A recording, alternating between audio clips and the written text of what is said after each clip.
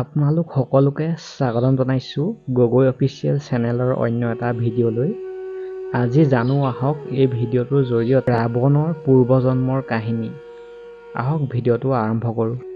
ৰাৱণ তেওঁৰ পূৰ্বজন্মত ভগৱান বিষ্ণুৰ দ্বাৰপাল আছিল, কিন্তু এটা অভিশাপৰ বাবে তেওঁ ৩টা জন্মৰ বাবে ৰাক্ষস বংশত জন্মগ্ৰহণ কৰিব লগা হৈছিল। আজি মই আপোনালোকক ৰাৱণৰ 2টা পূৰ্বজন্ম আৰু এটা পিছৰ জন্মৰ বিষয়ে ক'ম।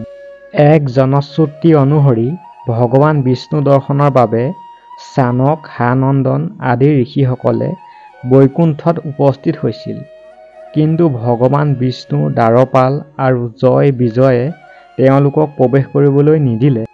ঋষিসকল অসন্তুষ্ট হ'ল আৰু খঙতে জয় বিজয়ক ৰাক্ষস হ'বলৈ অভিশাপ দি দিলে। জয় বিজয়ে প্ৰাৰ্থনা কৰিলে আৰু এই অপৰাধৰ বাবে ক্ষমা বিচাৰিলে। ভগৱান বিষ্ণুৱে ঋষিসকলক ক্ষমা কৰিবলৈ ক'লে।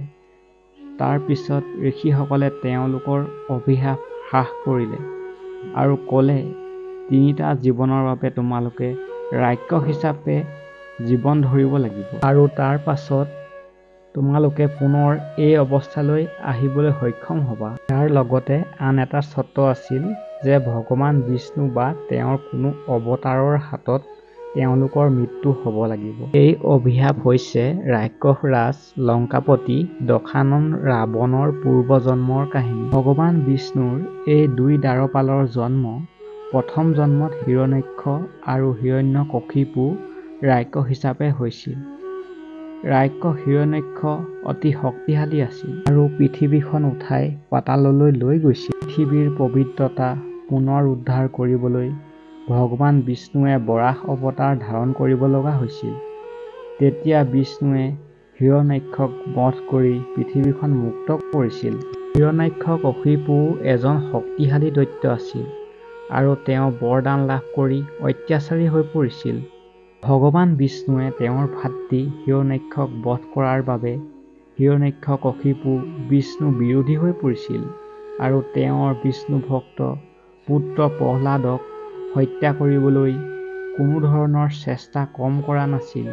তেতিয়া ভগৱান বিষ্ণুৱে নৰসিংহ অৱতাৰ ধৰি হিৰণ্যকশিপুক বধ কৰিছিল। স্তম্ভৰ পৰা ভগৱান নৰসিংহৰ আবিৰ্ভাৱ কেৱল ঈশ্বৰৰ চিৰন্তন সৰ্বব্যাপী উপস্থিতিৰ প্ৰমাণ।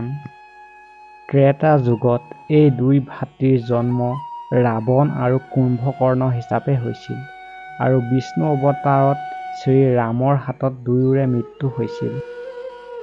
তৃতীয় জন্মত দ্বাপৰ যুগত যেতিয়া ভগৱান বিষ্ণুৰ জন্ম শ্ৰীকৃষ্ণ হিচাপে হৈছিল, তেতিয়া তেওঁলোক দুয়োৰে জন্ম হৈছিল শিশুপাল আৰু দণ্ডবক্ৰ অত্যাচাৰী হিচাপে। তেওঁলোক দুয়োকে ভগৱান শ্ৰীকৃষ্ণই বধ কৰিছিল। আজিৰ ভিডিঅ'টো ইমানতে শেষ কৰিলোঁ। এনেধৰণৰ ভিডিঅ'বিলাক পাই থাকিবলৈ চেনেলটো ছাবস্ক্ৰাইব কৰি ল'ব। ধন্যবাদ। ওম নমঃ শিৱায়।